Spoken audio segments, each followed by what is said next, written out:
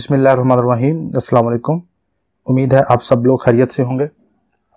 जैसे कि आपको पता है कि 12 जून 2020 को फेडरल गवर्नमेंट ने अपना बजट 2020-21 प्रेजेंट किया है। तो जब बजट प्रेजेंट होता है तो आमतौर पे हमारे माइंड में एक चीज़ चल रही होती है कि किस चीज़ पे टैक्स ज़्यादा लगा होगा और किस चीज़ पे टैक्स कम लगा होगा। तो आज इसी हवाले से हम लोग डिस्कशन करेंगे, लेकिन इस बात का ख्याल रखिएगा कि जो इस दफ़ा बजट 2020 है ये एक नॉर्मल या रूटीन बजट नहीं है। पूरी दुनिया में और पाकिस्तान में जो सिचुएशन चल रही है कोविड-19 की वजह से, तो ये चूँकि हालात नॉर्मल नहीं है तो बजट भी नॉर्मल नहीं हो सकता। तो गवर्नमेंट ने एज सच बहुत ज़्यादा चेंजेस नहीं की, ना कोई नए टैक्सेस बहुत ज़्यादा लगाए हैं, ना कोई पुराने टैक्सेस को कोई कम इतना ज़्यादा किया है, लेकिन कुछ चीज़ों में फिर भी बहरहाल चेंज आया है। तो उसको हम एक शॉर्ट से टाइम में डिस्कस करने जा रहे हैं।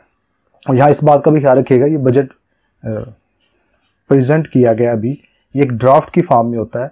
इस पर फिर डिस्कशन होती है सेनेट में और नेशनल असेंबली में, और बाद में थोड़ी सी रद्दोबदल के साथ ये अप्रूव हो जाता है और 1 जुलाई से ये इम्प्लीमेंट होता है। तो ये एक प्रपोजल है, एक ड्राफ्ट है।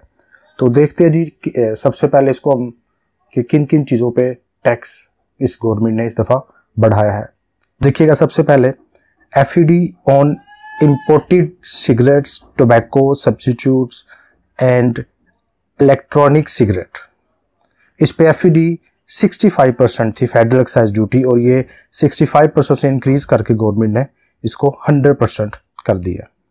इसके अलावा FED on filter rods used in cigarette में जो फिल्टर रॉड्स यूज होते हैं इन पे जो टैक्स था वो 0.75 पैसा पर फिल्टर रॉड था, जो 75 पैसे से बढ़ा के 1 रुपया पर फिल्टर रॉड गवर्नमेंट ने इसको कर दिया। इसके अलावा FED federal excise duty on energy drinks पे फेडरल एक्साइज ड्यूटी 13% से बढ़ा के 25% कर दी गई है। और इसी तरीके से sale tax on potassium chlorate पे जो सेल टैक्स है वो इंक्रीज कर दिया है ₹70 से, इसको बढ़ा के ₹80 पर केजी कर दिया है। और यहाँ पे इस बात का भी ख्याल रखिएगा कि इस के अलावा ₹80 के अलावा इस पे अलग से 17% सेल टैक्स भी रूटीन के मुताबिक चार्ज किया जाता है। मतलब 70% सेल टैक्स अलग से, और जो पर केजी इस पे ₹70 टैक्स लगता था वो 70 से बढ़ा के ₹80 कर दिया गया। और इसके बाद if a person is not appearing on ATL mean active taxpayer list. If a person is not appearing on ATL and his children school fee is above 2 lakh, increase to 100%. अगर किसी के बच्चे की स्कूल की फ़ी 1 साल की 2 लाख से ज़्यादा है और वो शख्स रिटर्न फाइल नहीं करता, उसका नाम एक्टिव टैक्सपेयर लिस्ट में शामिल नहीं है, तो उसको 100% टैक्स पे करना पड़ेगा। अब यहाँ पे इस चीज़ का ख्याल रखें, ये टैक्स 0% हो जाएगा अगर इस बच्चे के पेरेंट्स अपने रिटर्न फाइल करते हैं और फ़ी अगर 2 लाख से अबव है। 2 लाख या 2 लाख से कम होगी फिर तो किसी किस्म का टैक्स नहीं है इसके ऊपर। तो ये कुछ टैक्सेस थे जो गवर्नमेंट ने इंक्रीज किए हैं, बाकी कोई मेजर चेंज इंक्रीज के हवाले से नहीं आया। अब हम बात करते हैं किन किन एरियाज़ में टैक्सेस को डिक्रीज किया गया। तो देखिएगा, सबसे पहले minimum tax on hotel industry में जो मिनिमम टैक्स की शरह है वो 1.5% थी, जिसको गवर्नमेंट ने रिड्यूस करके 0.5% कर दिया। इसके अलावा ऑलमोस्ट 200 टैरिफ लाइंस के ऊपर ये प्रपोज किया गया कि टैक्स रेट को कम किया जाएगा, जो कस्टम ड्यूटी है उसके ऊपर उसको कम किया जाएगा, और उसमें ब्लीचिंग की आइटम, ज़बर की आइटम और रॉ मटेरियल और सर्टन डोमेस्टिक प्रोडक्ट, घरेलू इस्तेमाल की कुछ अशिया है जिनका रॉ मटेरियल हम लोग इंपोर्ट करते हैं, उस पर कस्टम ड्यूटी को कम करने की तजवीज़ पेश की गई है। इसके अलावा कस्टम ड्यूटी और raw material used in manufacturing of supplementary foods for children, बच्चों के जो सप्लीमेंट्री फूड्स हैं उनकी मैन्युफैक्चरिंग में जो रॉ मटेरियल इस्तेमाल होता है उसको टैक्स से एग्जेम्प्ट कर दिया गया है। इसी तरीके से sale tax on locally manufacture mobile phone, जो मोबाइल फ़ोन लोकली मैन्युफैक्चर किए जा रहे हैं उन पे भी टैक्स रेट को रिड्यूस किया गया है। और इसके अलावा देखिएगा, 9 with holding tax sections including marriage halls and educational fee of children omitted. 9 with holding tax sections मतलब वो 9 सेक्शन ऐसे थे जिनमें एडवांस टैक्स की डिडक्शन की जाती थी, और उन 9 सेक्शंस को ओमिट किया जा रहा है, जिसमें मैरिज हॉल्स और एजुकेशन फ़ी भी शामिल है। लेकिन एजुकेशन फ़ी का मैंने आपको क्लियर भी कर दिया, अगर 2 लाख से ज़्यादा फ़ी है और पेरेंट्स ATL में उनका नाम शामिल नहीं, वो रिटर्न फाइल नहीं करते, तो फिर वो 100% टैक्स पे करेंगे।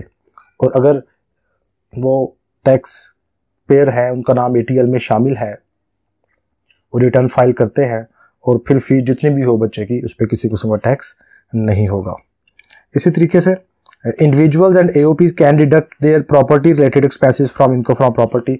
1-2 सालों से जैसे कि आपको पता ही है कि कंपनी अपने प्रॉपर्टी रिलेटेड एक्सपेंसेस को प्रॉपर्टी इनकम से डिडक्ट करती थी, लेकिन AOP और इंडिविजुअल्स को ये अलाउ नहीं था। तो लेवल प्लेइंग फील्ड के लिए गवर्नमेंट ने इंडिविजुअल्स को और AOP को भी अलाउ कर दिया है कि अगर वो जगह रेंट पे देते हैं, उस रेंट पे देने से जो एक्सपेंसेस आते हैं प्रॉपर्टी की इनकम को जनरेट करने से related, collection charges, repair, maintenance वगैरह, तो वो प्रॉपर्टी इनकम में से उन एक्सपेंसेस को माइनस कर सकते हैं। नतीजा ये होगा, जब एक्सपेंसेस माइनस हो गए, इनकम कम होगी, और इनकम कम होगी तो ऐसे टैक्स प्रॉपर्टी पे कम लगेगा। इसके अलावा हज ग्रुप ऑपरेटर्स जो गैर मुकामी अफराद को, नॉन रेजिडेंट्स को जो पेमेंट्स करते हैं, उस पेमेंट में वो एडवांस टैक्स की रिडक्शन करते हैं, उस टैक्स को भी एग्जेम्प्ट करा दिया गया। अब Hajj group operators advance tax की रिडक्शन नहीं करेंगे। इसी तरीके से capital gain on the sale and income of इमो प्रॉपर्टी की सेल के ऊपर जो टैक्स था, या उससे जो इनकम जनरेट होती है उसके ऊपर जो टैक्स था, उसको हर साल रिड्यूस किया गया है। 25% एवरी ईयर रिड्यूस किया जाएगा।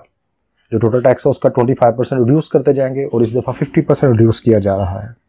तो ये एक मैंने आपको ओवरऑल समरी बताई, कुछ टैक्सेस जो गवर्नमेंट ने इंक्रीज़ किए और कुछ टैक्सेस जो गवर्नमेंट ने डिक्रीज़ किए, और ओवरऑल कोई मेजर चेंज नहीं आया। इसको हम, चूँकि मैंने आपको बताया कि हम इसको नॉर्मल बजट नहीं कह सकते, चूँकि ये अब नॉर्मल हालात में आया है, तो इसमें बहुत सी चीज़ें ऐसी हैं जिनको मे भी गवर्नमेंट ने इग्नोर किया हो, ताकि हम हालात को नॉर्मलाइज कर सकें। और अल्लाह ताला से दुआ है कि अल्लाह ताला इस मुसीबत से हम लोग को जल्द अज जल्द निकाले, ताकि हम लोग दोबारा से एक ट्रैक की तरफ जा सकें।